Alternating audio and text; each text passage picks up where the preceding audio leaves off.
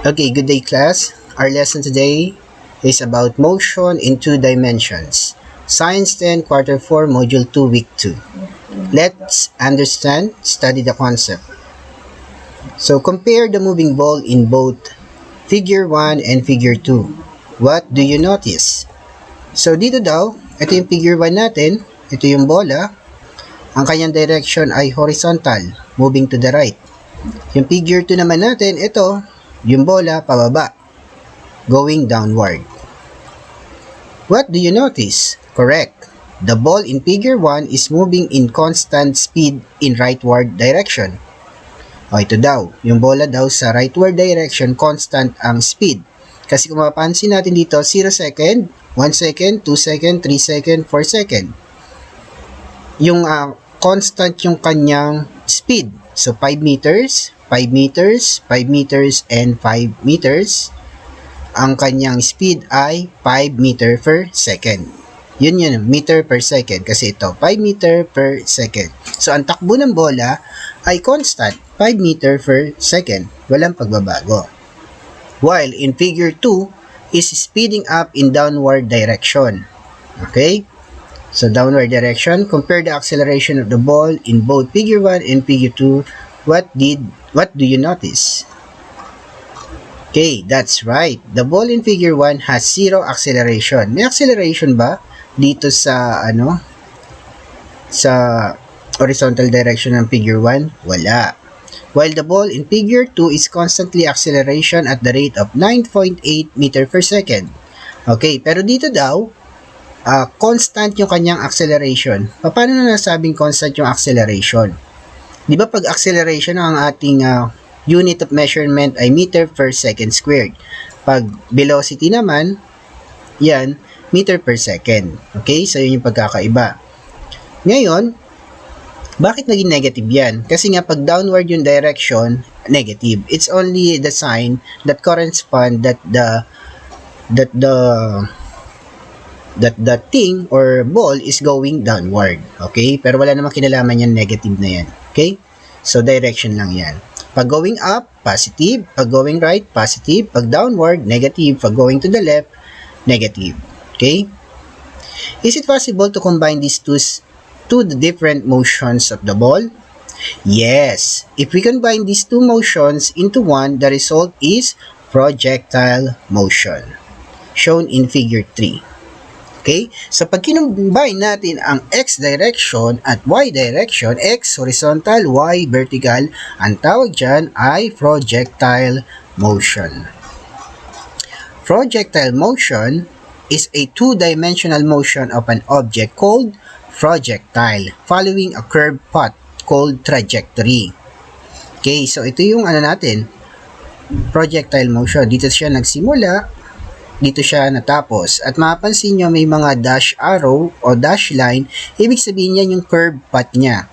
Okay, di ba pag nag-shoot ka ng basketball, hindi naman tumitira ang player ng diretsong ganun, di ba, sabay shoot sa ring. So, kailangan may curve path. O, halimbawa, dito nagsimula, tapos andito yung basketball ring.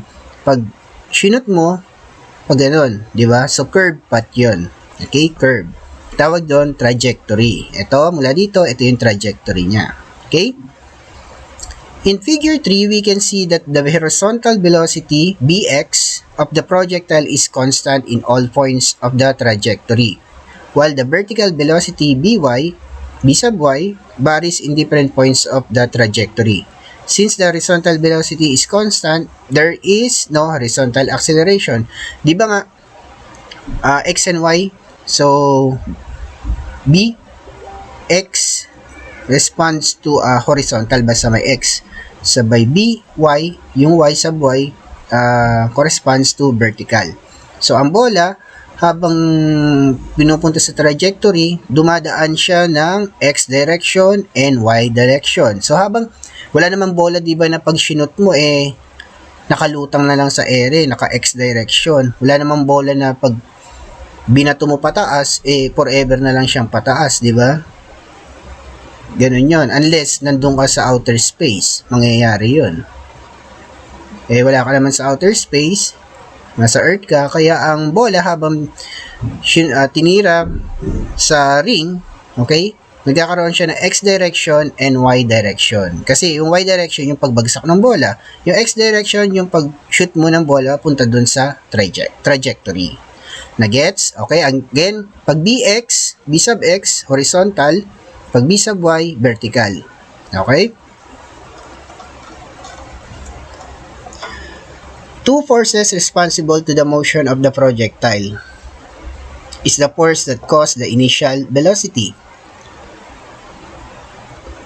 and the gravitational force causing a constant vertical acceleration of negative 9.8 meter per second, which we can denote by either AY or G. So, itong A naman, acceleration due to gravity yan. Yung acceleration, di ba, pag yung bola tinira mo pataas, babagsak siya because of gravity. Yan. Pwedeng AY or G. Yung G naman corresponds to gravity. Kaya nga dito, BX, yan, mapansin nyo, 5 meter per second.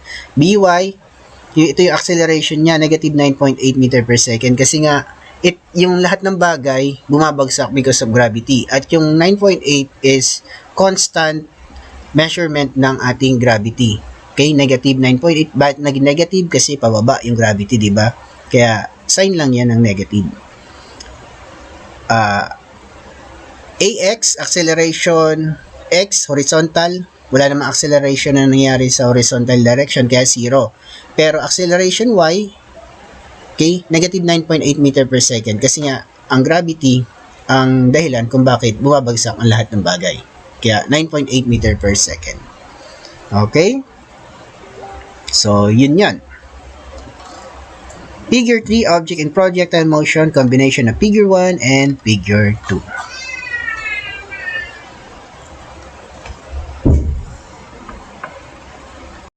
Okay, so another problem. A 1 peso coin was dropped by a student from the 4th floor of the school building. A.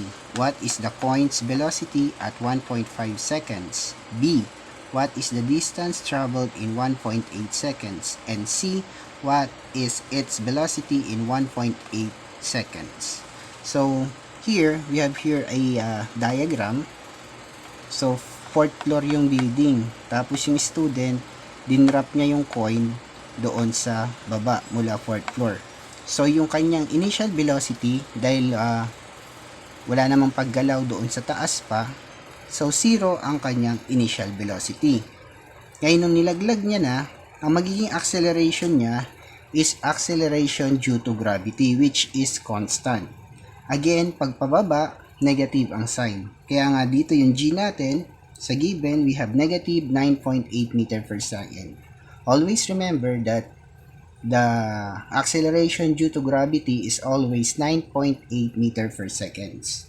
So, yung time natin, nahanap natin velocity, ang ating time is 1.5 seconds. So, time 1.5 seconds, hinahanap ay velocity. So, ating formula, we have final velocity is equals to initial velocity plus acceleration due to gravity multiplied by time. So, ano yung initial velocity natin? May initial velocity ba tayo rito? Siyempre, sa paghawak siya ng estudyante, 0 yung kanyang initial velocity. Kaya, 0 meter per seconds. Okay, plus, ano yung G? Okay, always remember that acceleration due to gravity is always 9.8 meter per second squared. Okay, negative kasi pababa. Okay, so we have here multiplied by t, time, 1.5 seconds. So, pag minultiply natin ito, we have here 9.8 multiplied by 1.5, so we have 14.7 meter per second for our velocity. Okay? Sir, nasan yung negative? O, pwede naman natin lagyan ng negative yan dyan. But, the negative sign connotes that it is going downward. Okay? Pababa siya. Okay? So, yun lang yung kinoconnotes or kinoconnotes ng negative sign. Di ba sa Cartesian coordinate system natin, X and Y axis, pagpapunta dito, this is positive sa right. Nagpapunta sa kaliwa, negative. Magpunta sa pataas, positive. Nagpapunta sa baba, negative. Okay? So, pagpapuntang pababa, negative. Pag pataas ang punta, positive. Pag pupuntang kanan, positive. Nagpapuntang kaliwa, negative. Okay, yun lang yung nagko-connotes doon sa mga negative signs.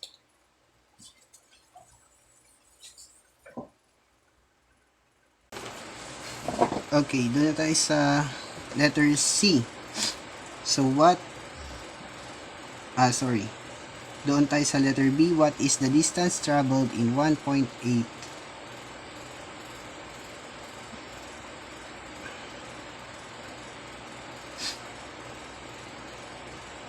Okay, doon na tayo sa letter B. What is the distance traveled in 1.8 seconds? So, hanapin natin ay distance in 1.8 seconds. So, our given here is time 1.8 seconds. Acceleration due to gravity is negative 9.8 meter per second. Initial velocity is 0 meter per second. Ngayon, ang hinahanap natin ay distance. So, letter Y. Ngayon, bakit naging Y? Kasi diba, doon sa problem, 4th floor, nandun yung estudyante. Naglaglag siya ng piso. Okay, so, doon sa ating Cartesian coordinate system, ang vertical is Y, ang horizontal ay X. So, dahil nga pababa siya, so Y coordinate siya. So, kaya ang ginahanap natin ay Y. Di ba kanina doon sa isang problem number 1 natin, ang hinahanap natin ay X. Kasi horizontal ang takbo ng tren. Okay? So, sa distance, may dalawa tayong hinahanap, X and Y. X is horizontal, Y is vertical. Ngayon, Y ang gagamitin natin dahil vertical yung pagbagsak ng 1 peso coin. So, ang formula natin gagamitin na is Y is equals to BI, initial velocity multiplied by time, plus acceleration due to gravity, multiplied by time squared, divided by 2. So, let's substitute the value. Initial velocity, 0 meter per second multiplied by time, 1.8 seconds. Plus, G, we have here acceleration due to gravity is negative 9.8 meter per second squared. Multiplied by T, we have here 1.8 seconds squared. Divided by 2. 0 multiplied by any number multiplied by 0, always the answer is 0. So, cancel na natin to. So, substitute the value. Balik natin dito. 9.8 meter per second squared. 1.8. Eh, di ba nakita nyo squared to? Kasi ganyan yan. 1.8 multiplied by 1.8. Okay, pag squared yan, kung ano yung number dito, may multiply mo ng dalawang beses sa kanya. So, ang lalabas dyan, we have 3.24. Okay? So, ganun siya pag squared. Okay? So, 9.8,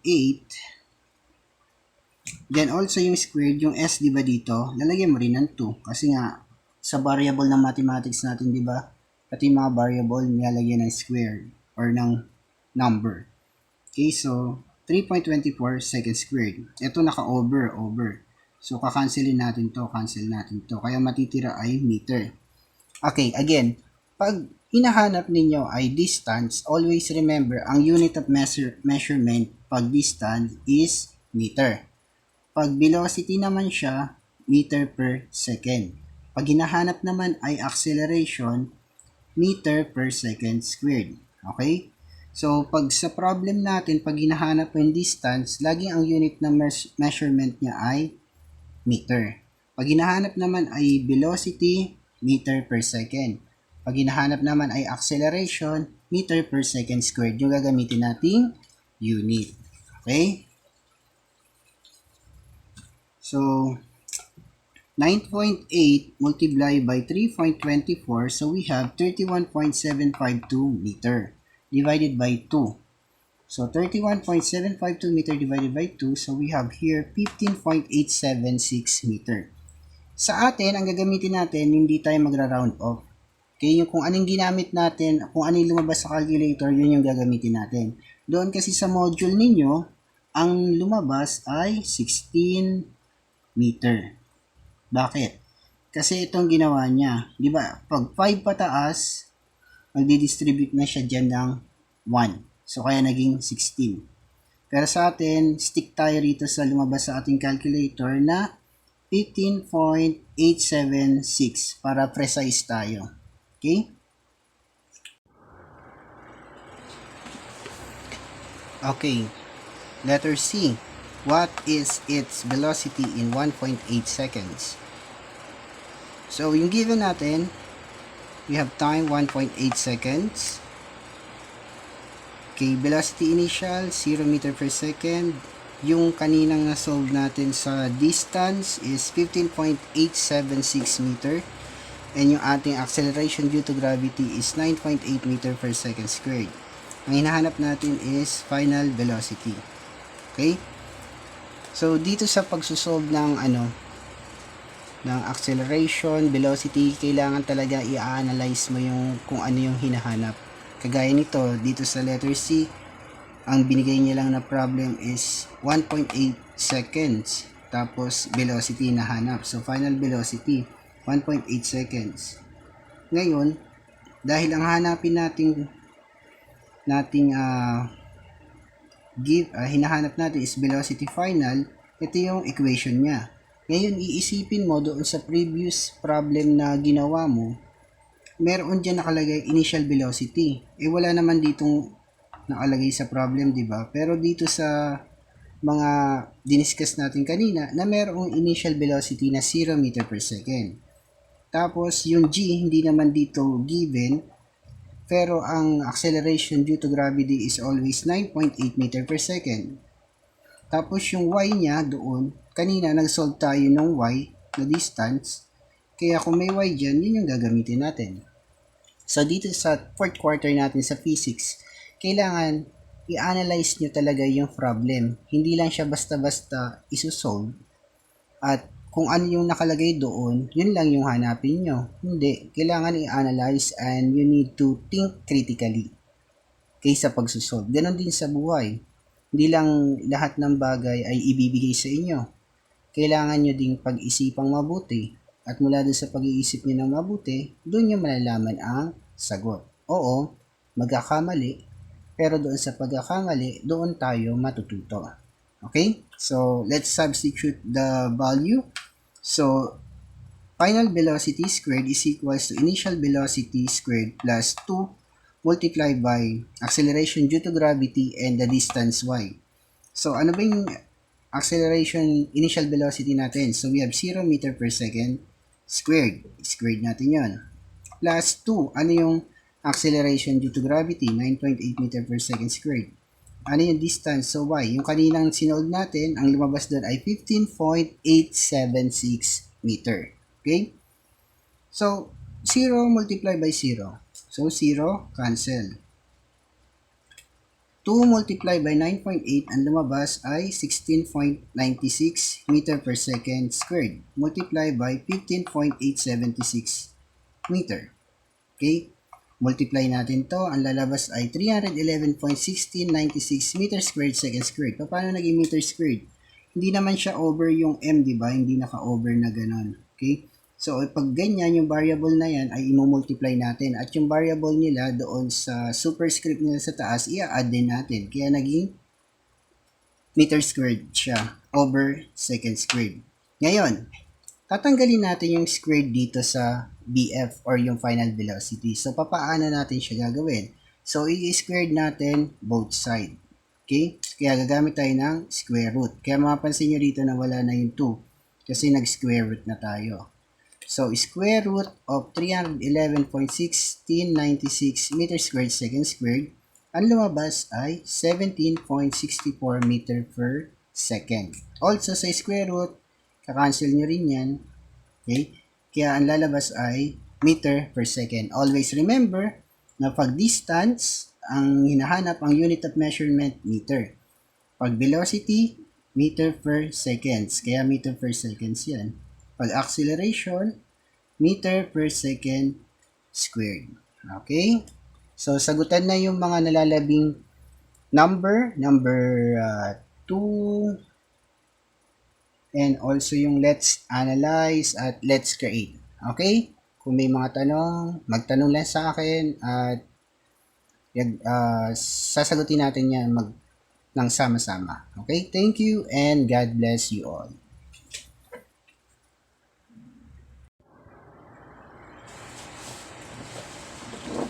Okay, so let's start answering the problem number 1.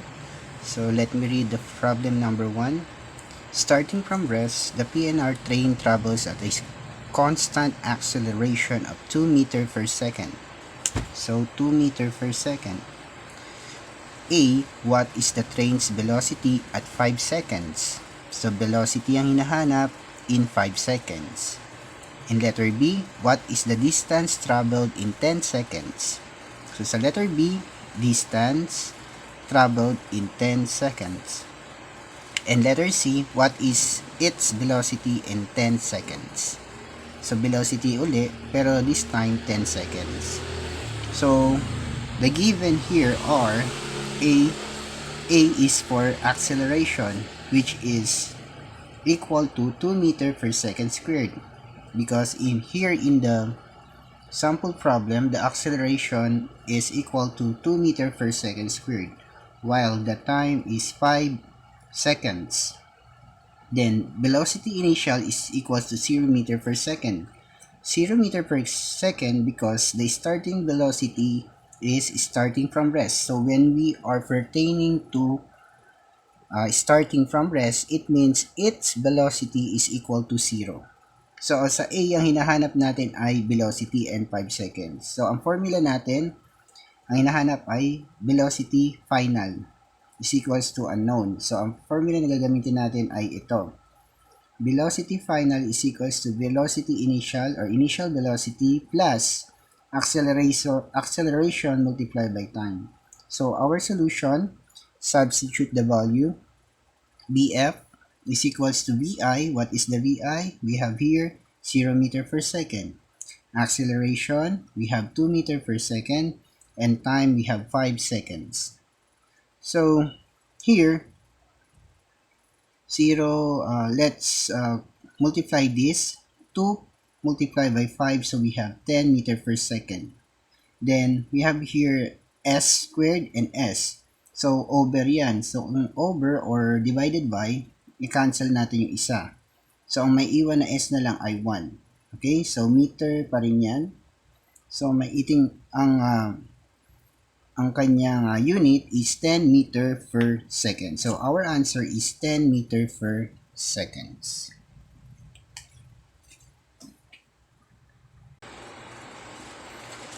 Okay. So, doon na tayo sa letter B na problem, which is what is the distance traveled in 10 seconds. So ito pa rin yung problem natin, but this time ang hinahanap niya is what is the distance traveled in 10 seconds. So we have here the given acceleration is equals to 2 meter per second squared, time is 10 seconds, velocity final is 10 meter per second, and we have here initial velocity is equals to 0 meter per second. So, ang hinahanap niya ay distance traveled in 10 seconds. So, ang hinahanap natin is x. Okay, x, which is, di ba sa Cartesian coordinate, sa inyong Cartesian coordinate sa mathematics, ang horizontal line is x, while the vertical line is y. Dahil ang train ay hindi naman siya pababa or pataas ang takbo, which is horizontal distance, kaya ang hinahanap natin na distance ay x. Kaya ang given natin ay x. So, ang formula natin gagamitin ay x is equals to velocity initial multiplied by time plus at squared divided by 2. A for acceleration, t is for time.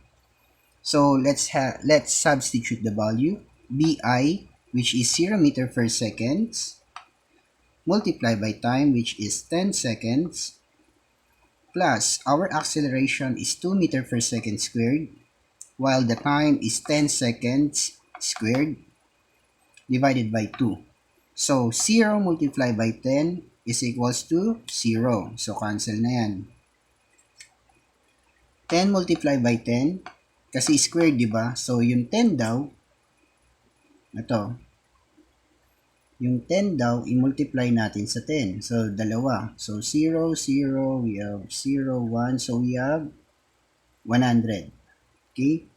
So, kaya naging 100. Then also yung variable niya na s is squared din yan. Kaya 100s squared. Okay? So 100s squared. So we have here 2 meter per second squared multiplied by 100. So we have 100 multiplied by 2. So we have here 200 meter. So nasa na yung s squared? Dahil naka-over nga ito, so ika-cancel natin yung s squared, s squared. Okay, so ang matitira lang is yung m. Okay, m. So 200 divided by 2, so we have 100 meter. Okay, so let's have now problem letter C. Problem. What is its velocity in 10 seconds? So nasagot na natin yung A, yung B, and C. So ngayon naman ang hinahanap niya is velocity within 10 seconds. So ang ating given ay acceleration 2 meter per second squared, time 10 seconds, velocity initial is 0 meter per seconds, yung velocity final wala, kaya unknown. Then we have here yung kanyang distance, which is 100 meter. Ang gagamitin natin formula ay ito. So we have bf squared is equals to bi squared plus 2ax, which is final velocity squared, initial velocity squared plus 2 multiplied by acceleration and distance. So let's substitute the value. bf squared is equals to bi squared. So 0 meter per second squared plus 2. Acceleration is 2 meter per second squared. Distance is 100 meter. So, pag minultiply natin yung 0 saka sa 0, so the answer is 0. So cancel na to. So we have here 2 times 2, we have 4. So 4 meter per second squared, while multiplied by 100. So 4 meter per second squared multiplied by 100, we have 4 meter squared second squared. Okay, bakit naging meter squared second squared? M multiplied by M sa variable sa mathematics, pag multiply mo yung variable na yan, magiging 2. Okay? So, S squared, yan, S squared pa rin. Ngayon, ang gagawin natin, tatanggalin natin yung 2 rito. So, paano matanggal yung 2? So, i-square natin both sides. Okay? So, pag na-square na natin both sides, mawawala na yung 2 rito kasi mag-square root na tayo rito. Kaya mapapansin nyo dito, naging BF na lang siya na wala na yung squared. So, BF, velocity final is equal to square root of 400 meters squared second squared. Ganyan din, pag mag-square tayo, tatanggalin na natin yan, magtatanggal na tayo dyan. Okay? So, matitira meter per second. So, square root of 400, so we have 20 meter per second. So, this is our answer.